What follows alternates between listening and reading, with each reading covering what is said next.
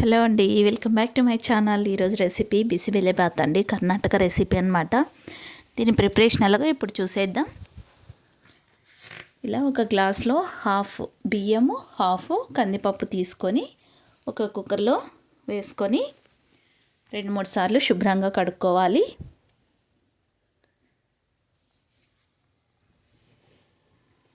చాలా బాగుంటుందండి బ్రేక్ఫాస్ట్కి, లంచ్ కూడా తినొచ్చు.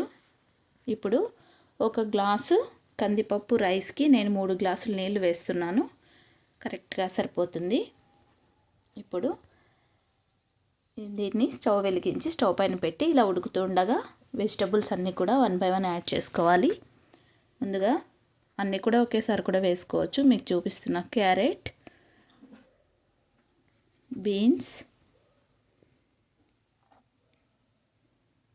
అలాగే ఆలు ముక్కలు, పచ్చి బఠానీలు, అలాగే సాల్ట్ వేసుకొని చివరిగా పసుపు వేసుకొని బాగా మిక్స్ చేసుకోవాలి.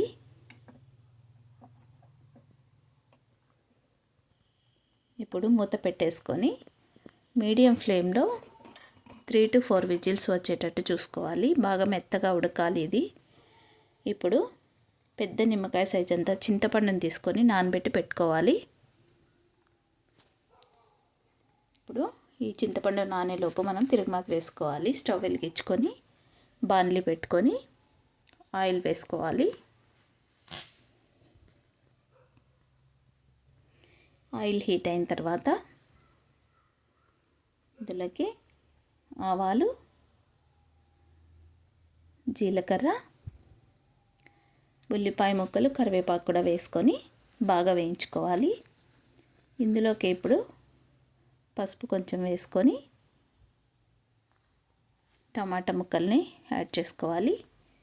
ఈ టమాటా ముక్కలు కొంచెం మెత్తబడిన తర్వాత ఇందులోకి బిసిబెళ్ళేబాత్ పౌడర్ అండి, మార్కెట్లో దొరుకుతుంది, అది తీసుకొని వేసుకోవాలి. మీకు వాటిని బట్టి పౌడర్ యాడ్ చేసుకోవాలి. ఇదంతా బాగా వేయించుకున్న తర్వాత మనం ముందుగా నానబెట్టి పెట్టుకున్న చింతపండు గుజ్జు అంతా తీసుకొని ఇలా వీడియోలో చూపిస్తున్న విధంగా కొంచెం వాటర్ ఎక్కువగానే వేసుకోవాలి. చివరిగా బెల్లం వేసుకొని బాగా ఉడకనివ్వాలండి.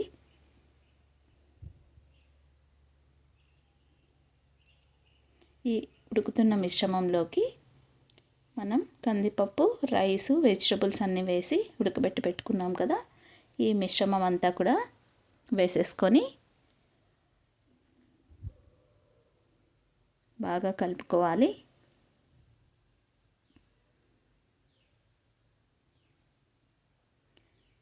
ఇదంతా కూడా బాగా మిక్స్ అయిపోవాలండి. వీడియోలో చూపిస్తున్న విధంగా రావాలి. చివరిగా కొత్తిమీర వేసేసుకుంటే అంతేనండి, మన బిసిబెళ్ళేబాత్ రెడీ అయిపోతుంది. వీడియో నచ్చితే లైక్ చేయండి, షేర్ చేయండి, సబ్స్క్రైబ్ చేయండి. కొత్తగా చూస్తున్న వాళ్ళైతే బెల్ ఐకాన్ని యాక్టివేట్ చేసుకోండి. నా నోటిఫికేషన్స్ అన్నీ మీకు వస్తూ ఉంటాయి. Thanks for watching.